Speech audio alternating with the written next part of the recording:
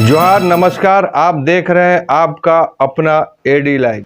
चंद्रशेखर आज़ाद जी, जिनका नाम सुनते युवा में वह जोश और उमंग भर जाता है जिसका कहना शब्द ही नहीं।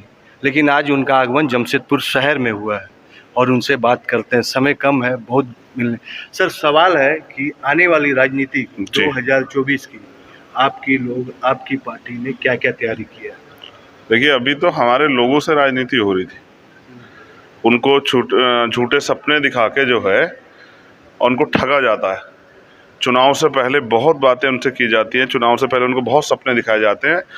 और क्योंकि भारत की डेमोक्रेसी इस तरह की है कि जो वादे किए जाते हैं मैनिफेस्टो में, अगर कल आप पूरा नहीं करते तो कोई जवाबदेही नहीं है। जैसे प्राइम मिनिस्टर ने कहा कि 2 करोड़ रोजगार देंगे, जैसे प्राइम मिनिस्टर ने कहा 15 लाख रुपए सबके खाते में आ जाएंगे, जैसे उन्होंने कहा किसानों की आय दुगनी हो जाएगी, हम लोग यहाँ भाईचारा पैदा करेंगे। आज उनसे कोई पूछता है तो कहते हैं वो जुमला था, हमने तो ऐसा कोई जो है वादा नहीं किया। तो भारत के लोकतंत्र में जो संदेश हमारे महापुरुषों ने दिया, जैसे कहा कि वोट हमारा राज तुम्हारा नहीं चलेगा, नहीं चलेगा, तो हमारा प्रयास है कि हम लोगों को ये समझाएं कि इन बातों से बाहर निकल के, जो राजनीति आपके साथ हो रही है उससे बाहर निकल के समाज हित में, प्रदेश हित में, देश हित में, लोक कल्याण के लिए राजनीति करने का काम करें। और नौजवानों को हम लोग अवसर तैयार कर रहे हैं कि उनको अवसर मिले, प्लेटफॉर्म मिले, जिसके जरिए वो लोग आम जनमानस के बीच में जाकर उनकी समस्याओं को सुने और उसका समाधान करने का प्रयास करें। जैसे भारतीय संविधान का आर्टिकल नहीं, अनुसूची 5, शेड्यूल 5 आदिवासियों को अधिकार देता है, जल जंगल जमीन को उनके नियंत्रण में करता है और उनके फैसले लेने का भी अधिकार आदिवासियों को देता है।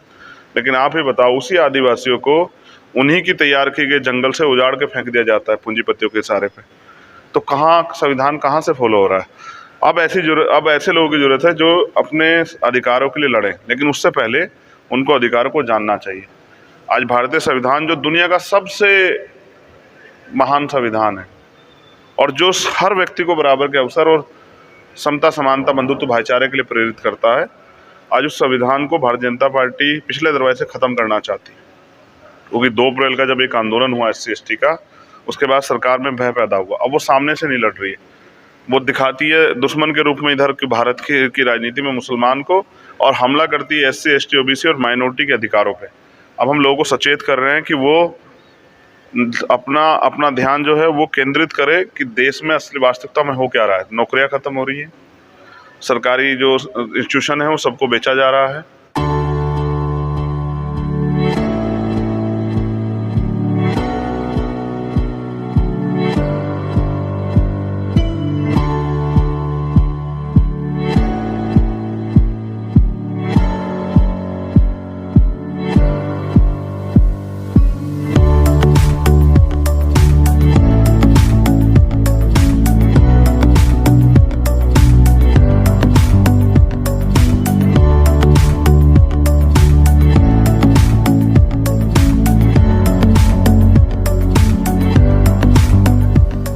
आरक्षण पे हमला किया जा रहा है, भाईचारे को जो है कमज़ोर किया जा रहा है, जातियों में नफरत पैदा की जा रही है।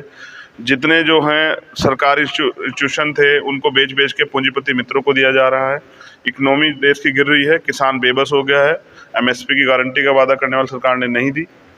नौजवान भर्ती आती, पेपर लीक हो जाता है और बहुत सारी भर्तियाँ, बहुत सारे डिपार्टमेंट में बैकलॉग खाली पड़ा है, नहीं हो रही है भर्तियाँ।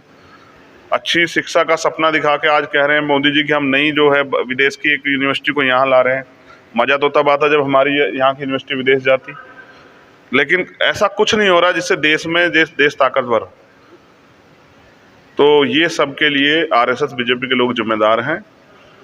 यहाँ एक नई सरकार है, उससे उम्मीदें थी कि वो कुछ करके दिखाएंगी। अभी तक तो वो फेल है, क्योंकि उन्होंने वादा किया था कि हम मॉब लिंचिंग पे कानून लाएंगे, और वो मॉब लिंचिंग पे जो कानून लाने का वादा किया था वो तो अभी तक नहीं लागू हुआ, वो कानून नहीं बना।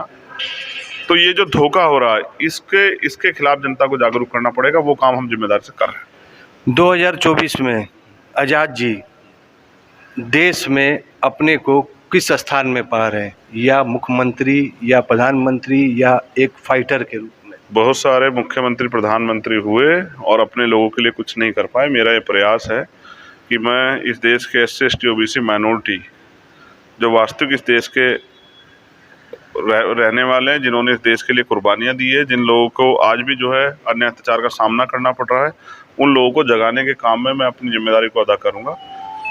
डेमोक्रेसी इलेक्शन होते रहेंगे, लेकिन हमें याद रखना है कि ऐसा ना हो कि हम इस हालात में ना बचे कि इस डेमोक्रेसी का फ़ायदा उठा के हम लोग और अपने लोगों के लिए कुछ कर पाएँ। इसलिए हमें लड़ना पड़ेगा और मेरी जिम्मेदारी ये है कि मैं एक बड़ा रोल प्ले करके देश में जो बहुजन समाज के लोग उनको इकट्ठा।